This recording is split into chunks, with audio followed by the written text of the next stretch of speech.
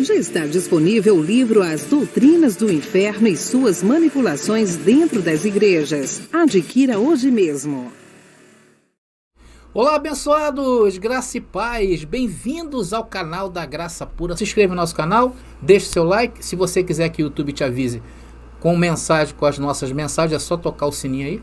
Comentem à vontade, tá legal? E compartilhem nas redes sociais que vocês pertencem. Hoje nós vamos falar de uma cerimônia realizada dentro das igrejas do sistema religioso, né? Lá no cristianismo tradicional, que é uma adaptação da Páscoa judaica, né?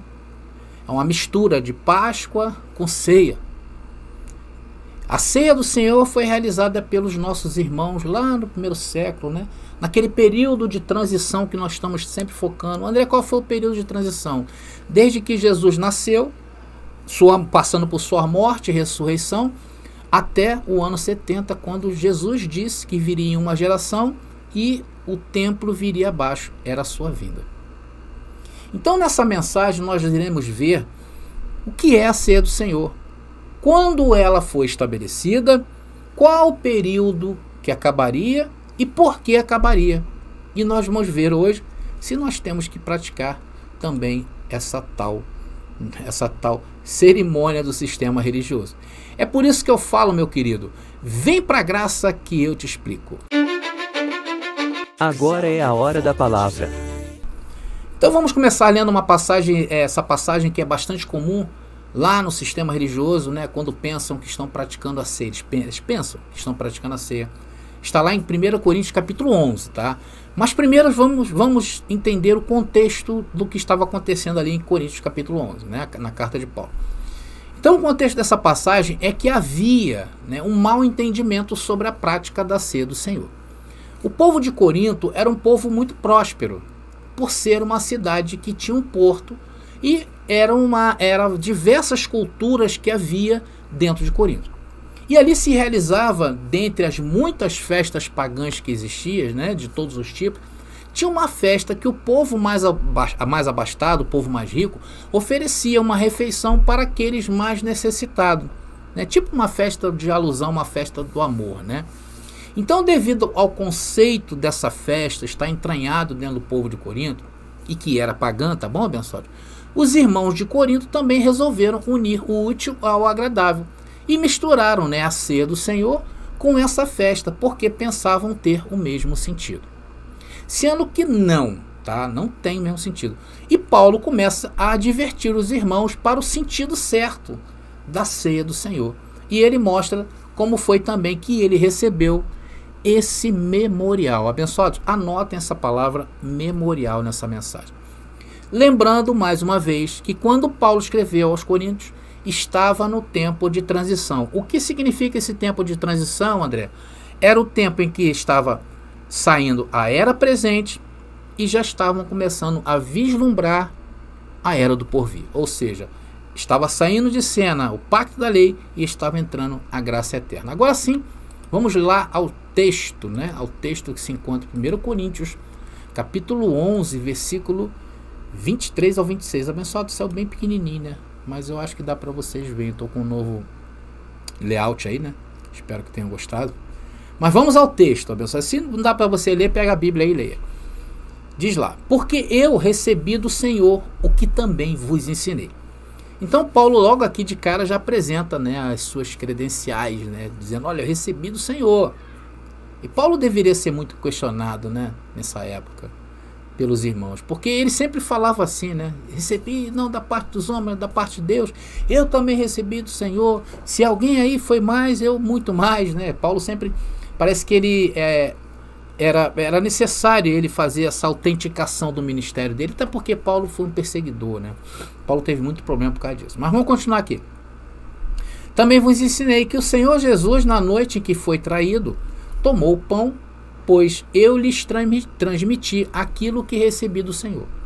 Na noite em que o Senhor Jesus foi traído, ele tomou o pão, agradeceu a Deus, partiu e disse: este é o meu corpo que é entregue por vocês. Façam isto em memória. Então aí aparece a palavra memória, tá? Assim era a ceia do Senhor, um memorial. em memória de mim. Da mesma forma, depois da ceia, tomou o cálice e disse: este cálice é a nova aliança, confirmada com meu sangue. Façam isto em memória, mais uma vez, de mim, sempre que o beberem, porque cada vez que vocês comem desse pão e bebem desse cálice, anunciam a morte do Senhor até que ele venha. Então o texto, queridos, está bem claro aí, né? Então guardem que isso é um memorial e não uma cerimônia, porque para o sistema religioso isso é uma cerimônia. Aí já começa o erro, né? Você vê que já começa o erro aí. E o motivo desse memorial, queridos, era anunciar a morte do Senhor até que ele viesse. Porque a morte de Yahshua, ou Jesus, deveria ser lembrada. Porque foi através da morte dele que esse povo aí, que está realizando a ceia do Senhor, os gentios, tiveram acesso a esse privilégio dos irmãos, que eram os irmãos do primeiro século. Porque até então, o povo gentílico estava separado da aliança. Então era um convite para já começar a participar do novo de Deus. E ali também traz até quando seria realizado esse memorial aqui na terra, que foi até a vinda de Jesus. Tá bom? Agora vamos destacar, queridos, deixa eu voltar com a minha imagem aqui. Muita atenção, tá bom, queridos? Essa mensagem, ela é feita de detalhes, tá legal? Então preste atenção. Vamos destacar a partir de agora 3 pontos sobre a ceia que o sistema religioso pratica, né? E também o povo judeu, tá? O primeiro ponto a se destacar é que na ceia praticada pelos irmãos do primeiro século, não é a chamada Santa Ceia praticada pelo sistema religioso. Porque, olha, nem na Bíblia tem essa palavra Santa Ceia juntas, tá? Não existe. Logo, isso é mais um erro. O primeiro foi considerar a ceia como uma cerimônia. E por 2 vezes Paulo fala que era um memorial. Tá bom? E tem tudo a ver isso. Só aqui já bastaria para provar que eles estão descontextualizados. Mas vamos prosseguindo. O segundo ponto que eu quero destacar é que a ceia do Senhor não tem nada a ver com a Eucaristia, que é a ceia católica. Inclusive, Eucaristia, essa palavra também não se encontram nas Escrituras. Tá legal? O terceiro ponto, também muito importante, é que não se trata de um arranjo para os gentios, tá? Não se trata, ali não era um jeitinho de introduzir os gentios para poderem comer a Páscoa judaica. Não, queridos. Tá? A Páscoa judaica era um rito com cerimonial e também um memorial depois também. Eles tinham esses três aspectos aí, tá bom? E a lembrança deles era que foram quando eles foram salvos do Egito. Tá? Então essa era a Páscoa dos judeus. E que também não tem nada a ver com a ceia do Senhor. Apesar de que tem algo a ver assim, em relação à questão da libertação. Por quê? Para os judeus, a Páscoa simbolizava a libertação do povo hebreu das mãos do Egito. Tá? A ceia do Senhor é um memorial que lembra a morte de Yahshua, como aquele que iria tirar as tradições judaicas, aquele que iria tirar o fardo pesado das costas do povo. Tá legal? Então essa é uma das razões que nos faz acreditar que Paulo não estava orientando os irmãos de Corinto a praticar a Páscoa judaica, tá bom? Porque ali se tratava de uma comunidade gentílica e os gentios não comemoravam a Páscoa judaica. Então, isso é um comentário que eu estou fazendo com vocês aqui, porque é muito comum alguns estudantes equivocados da Bíblia de querer atribuir o que Paulo estava falando e fazendo, né, praticando a ceia como uma Páscoa para os gentios. Não tem nada a ver. Tá bom, queridos? Agora, fazem uma pergunta. Quando a ceia do Senhor foi estabelecida? Quando ela foi estabelecida? Meus irmãos, ela foi estabelecida próximo à morte de Jesus. E era um memorial, era uma memória que aquele povo que passaria pela grande tribulação deveria ter em mente, tá legal? Agora, o que é a ceia do Senhor? Meus queridos, a ceia destacada por nós aqui em Corinto teve a sua primeira edição quando Jesus estava vivo, né? Estava ali próximo de sua morte, e ele quis, né, fazer uma refeição especial com seus discípulos, tá? Ele quis ali fazer um memorial, um momento único, pois a sua morte, a morte de Jesus, significaria, quando Jesus parte o pão partido, significa que era a união, tá, de dois povos em um só. Ali estava simbolizando a união de Israel, dos judeus e os gentios. Estava saindo de cena uma nação, tá? E entraria o povo de propriedade exclusiva de Deus.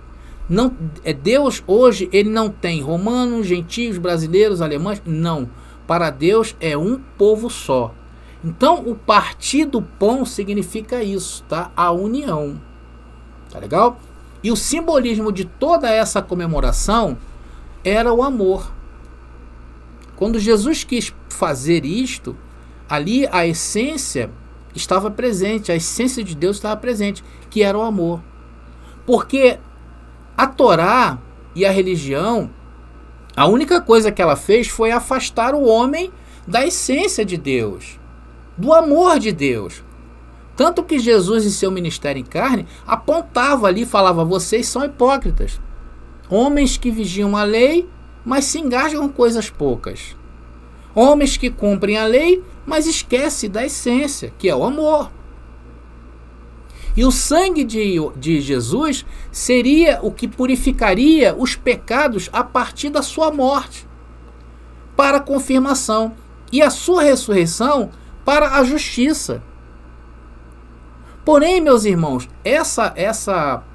a morte de Jesus e o sangue de Jesus para a purificação de pecados também teve um prazo de validade, porque depois da vinda de Cristo, o pecado seria tirado do mundo. Então, o sangue de Jesus para efeito de perdão dos pecados também foi uma coisa que ficou ali quando o templo veio abaixo, tá bom? Então, a Bíblia, amados, ela é um contexto totalmente, a Bíblia é um contexto totalmente judaico, tá? É um contexto que nós não podemos tirar o que estamos falando agora para trazer para os dias de hoje. Vocês vão entender isso aí, tá? Desde a primeira vez em que foi praticada a ceia, bem como o seu sentido e também o seu final, que se daria na vinda de Cristo, né? E como nós também não esperamos mais a vinda de Cristo, nós não comemoramos mais a ceia, não praticamos mais a ceia do Senhor, e nem muito menos comemoramos a Páscoa judaica. Por quê? Porque para nós a vinda de Cristo está consumada. Está entendido aí, abençoado? Então, amados, a ceia teve o seu porquê de existir, e trazer para os dias de hoje tira todo o seu sentido bíblico. Tira totalmente o sentido bíblico.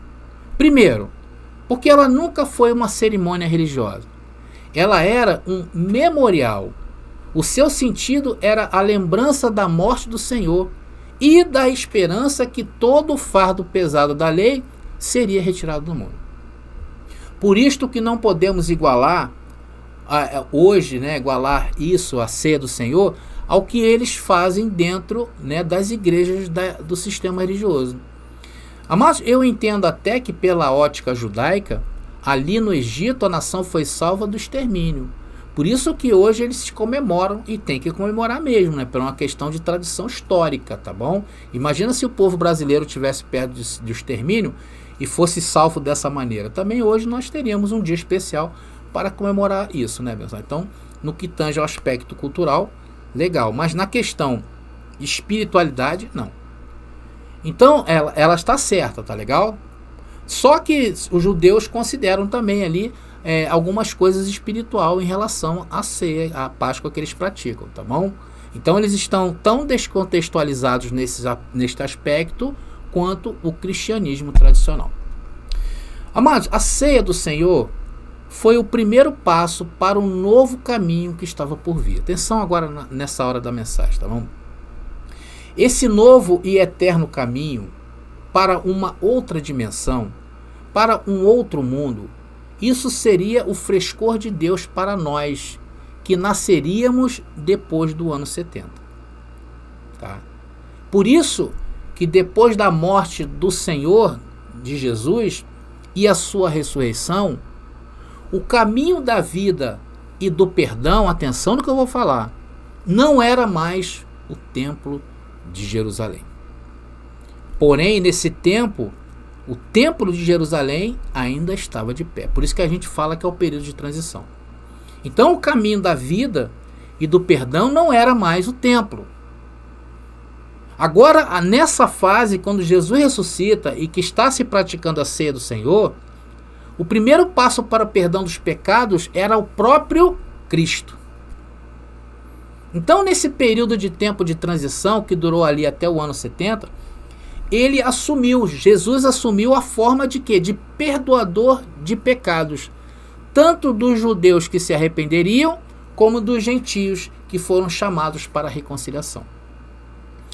E depois do ano 70, ao retirar o pecado do mundo, com o fim da lei, o perfume de Deus nunca mais seria usado para ser aspergido em cima de algum item humano ou sobre a carne humana. Esse novo de Deus seria aspergido sobre seus escolhidos, nós, em espírito. Meus irmãos, vocês estão conseguindo perceber a profundidade desse memorial da ceia e do nosso caminho hoje? Então, na ceia, queridos, tudo estava sendo substituído. Tudo na ceia estava sendo substituído. Porque o mundo daqueles dias, em relação ao pacto de Deus, na antiga aliança, desapareceria. Era por isso que o caminho do perdão não era mais o templo, era Jesus. Por isso, irmãos, é que nós não praticamos a ceia do Senhor. Por quê? Porque nós entendemos, como Jesus falou, que ela se daria até a sua volta. Então, a ordem para a igreja do primeiro século, para os irmãos do primeiro século, era realizar aquele cerimonial. Mas também havia um tempo envolvido, que seria até a vinda de Cristo, conforme nós já lemos lá em 1 Coríntios capítulo 11, versículo 26, está ali. Anunciam a morte do Senhor até que Ele venha. Então é claro isso, né? É um período muito claro. Essa ordem foi dada por Jesus, tá? Ainda em vida. Mas por não saberem e não acreditarem nesta volta, como nós acreditamos, a igreja atual do sistema religioso continuam praticando a ceia e estão totalmente descontextualizados das Escrituras. Logo, o que praticam não é a ceia do Senhor, nem muito menos a Páscoa judaica. O que eles praticam, queridos, apenas é para trazer animosidade para quem frequenta esses lugares. Ou seja, criar algo animado para que as pessoas tenham motivo de voltar. É por isso que eles praticam a ceia. Porque, na realidade, muitos lá, até hoje, já sabem disso. Que a ceia deveria ser abolida. Tá? Agora, talvez aí, irmão, paire alguma dúvida aí na mente de vocês. Por que nós não devemos praticar a ceia do Senhor? Tá? Por que nós não devemos praticar a ceia do Senhor? Primeiro, porque foi uma ordem do próprio Senhor. Ele disse o quê? Até que Ele venha. Segundo, se a ceia do Senhor teve um porquê de existir, que era anunciar a morte de Yahshua para perdão de pecados, logo se hoje nós praticarmos a ceia, estaremos dizendo que Yahshua não veio e que o povo ainda está em pecados. Ou seja, a missão de Jesus está totalmente em derrota. E nós hoje estamos afastados, com certeza, da herança de Deus. E ainda contrariaríamos vários textos bíblicos claros. Estaríamos então em heresias. E a terceira coisa, e mais importante, porque não ceiamos, é que o Senhor disse lá em Mateus capítulo 26, versículo 29, vamos ler, abençoado, uma parte muito importante dessa mensagem. Primeira é Mateus capítulo 26, versículo 29. E diz o texto: prestem atenção ao que lhes digo. Parece que os cristãos de hoje não prestaram atenção, né, abençoado? Não voltarei a beber vinho até aquele dia. Qual dia? Em que com vocês beberei vinho novo no reino de meu Pai. Meus queridos, é claro que isso aqui está fácil para nós. Mas aqui o sistema diz que somente no paraíso, somente depois da vinda de Cristo, é que eles vão deixar de praticar a ceia. Para eles, porque Jesus ainda não veio para eles. Ou seja, o estado apóstata da igreja, tradicional do sistema religioso, é eterno. Por isso que eles estão em apostasia, e é eterno. E detalhe, para estes que ainda praticam a ceia, e que vão a estes lugares, estão em condenação da mente. Algum irmão em graça pode até me dizer assim: mas André, se nós estamos hoje no reino de Deus, o texto ali está claro, não está? Que no reino ele iria beber conosco. Sim, o texto é claro. Talvez algum irmão pode pensar assim, né? Porém, esse novo ali do texto não nos deixa dúvidas quando nós olhamos para o grego. Nós notamos que ali foi empregada uma palavra que é kainos. Vou colocar para vocês aqui. A palavra novo do texto ali é kainos. Vou botar aqui, tá aqui. Só a referenciazinha ali. Tá ali, a palavra kainos, tá? E diz ali, né, beberei vinho novo. Realmente, se a gente não atentar a esses detalhes, o sistema religioso pode até pegar a gente também, né, abençoado? Por isso que a gente tem que estar bem antenado com isso. Por isso que aí a gente tem que recorrer aonde? Aos originais, né? E vamos ver o que significa essa palavrinha kainos, ou kainos. Tá ali, olha. Ela quer dizer um novo, fresco, né? A palavra original tá ali, é um adjetivo, tá? E a definição está ali: novo, fresco, de uma natureza diferente. Atenção nessa expressão aí. Fresco de uma natureza diferente. Novo, não utilizado, ou novo como superior em contraste com a idade. Amados, quando Jesus disse que beberia o vinho novo no reino de seu Pai, ele estava mostrando a seus discípulos que uma vez que o seu reino fosse estabelecido no mundo, tá?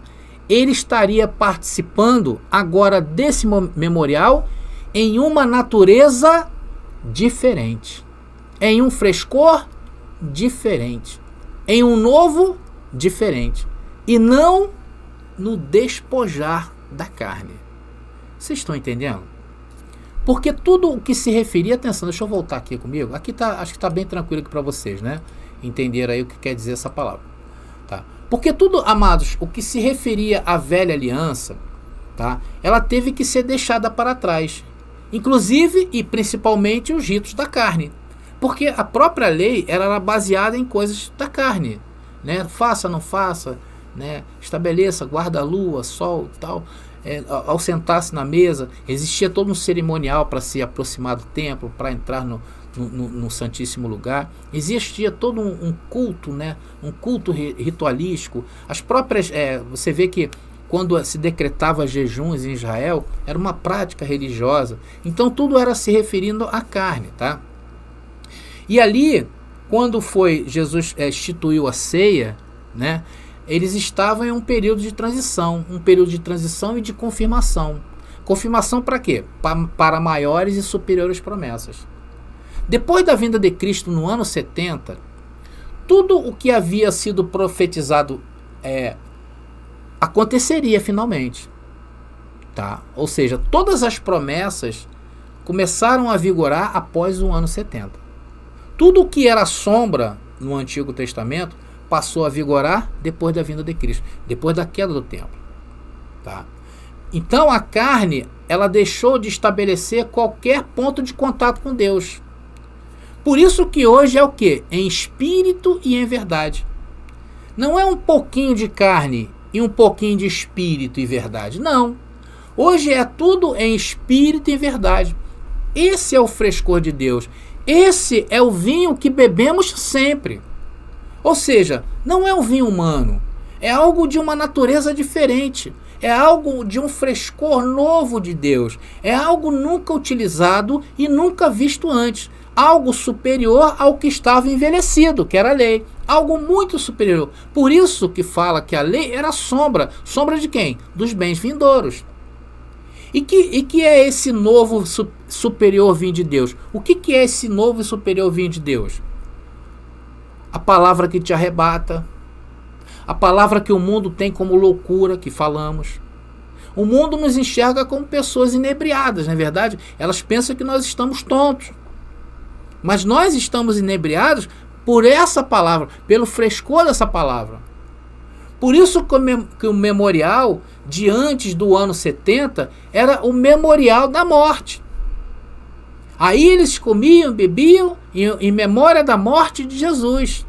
Tinha que se comer e beber algo, coisas para o homem. Hoje não é mais assim. Por quê? Porque nós estamos no frescor de Deus. Estamos em melhores e superiores promessas. A nossa celebração hoje tem um frescor diferente. É um vinho que desce dos céus, o vinho puro de Deus, e que celebra conosco e em nós. Glória a Deus! É isso que ele quis dizer quando disse que veio dar vida e vida com abundância. Meu irmão, é graça sobre graça. É superabundante graça. Hoje, o frescor de Deus é fazer com que nós estejamos em novidade de vida, em ser uma nova criação, e não estar na velhice da letra, porque a carne também está incluída na velhice da letra. Hoje, a máxima expressão de Deus, desse frescor, é que Cristo já nos fez tomar posse daquilo que nenhum homem jamais experimentou. Nas Escrituras diz que na lei nunca ninguém foi aperfeiçoado. Nunca ninguém se fez completo na lei. Eles tinham que esperar 1 ano para serem perdoados. E hoje nós nos encontramos o quê? Perfeitos. Hoje nós somos impecáveis. Sabe por que nós somos impecáveis? Porque a lei foi retirada. Por quê? Porque estamos no novo vinho de Deus. E o conhecimento que ele nos abriu, queridos, esse é o frescor. Essa é a verdadeira ceia do Senhor. E ela não está agarrada a nenhum cerimonial. E muito menos a um memorial. Porque hoje tudo é real. Hoje tudo é em espírito e em verdade. O que passou a ser mentira é esse mundo. Porque neste mundo encontramos as coisas da carne. As coisas das imperfeições. Estão entendidos, abençoados? Bom, amados, estamos chegando ao fim dessa mensagem, que nos deixou mais esclarecidos, a respeito de quem instituiu a ceia do Senhor, para que ela servia, e também vimos até quando ela desapareceu. Vimos que as práticas do sistema religioso envolvendo a ceia estão descontextualizadas da tradição bíblica, e que aqueles que praticam estão, na verdade, negando o novo frescor de Deus, o novo vinho de Deus. E assim eles seguem, descontextualizados da Bíblia, e vivem um anacronismo das Escrituras de forma totalmente leviana, pois a intenção é manter as pessoas afastadas da verdade. Mas ainda bem que Deus está nos salvando pela loucura do seu vinho. Glória a Deus por isso. Graça e paz. Estamos chegando ao final. Graça e paz, e até a nossa próxima mensagem. Já está disponível o livro As Doutrinas do Inferno e Suas Manipulações Dentro das Igrejas. Adquira hoje mesmo. Por que eu devo conhecer a escatologia consumada? Primeiro, porque a escatologia consumada é uma das principais visões interpretativas do Apocalipse, e estudar essa abordagem pode ajudar a ter uma compreensão mais abrangente e aprofundada do livro. Segundo, muitos materiais sobre o Apocalipse se concentram em visões mais populares, como o futurismo, tornando mais difícil encontrar informações sobre a escatologia verdadeira. Ter uma apostila específica sobre esse tema preenche essa lacuna. Terceiro, estudar a escatologia consumada ajuda a entender melhor como as profecias do Antigo Testamento se cumpriram em Jesus Cristo e na história da Igreja primitiva.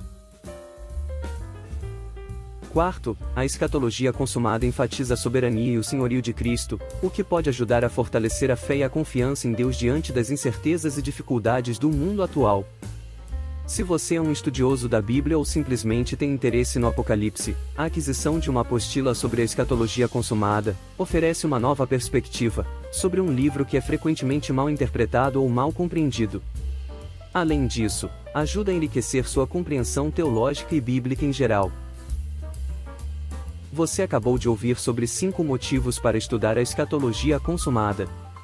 Se você deseja se aprimorar em diversos temas, temos várias apostilas disponíveis. Consulte hoje mesmo e adquira já a sua.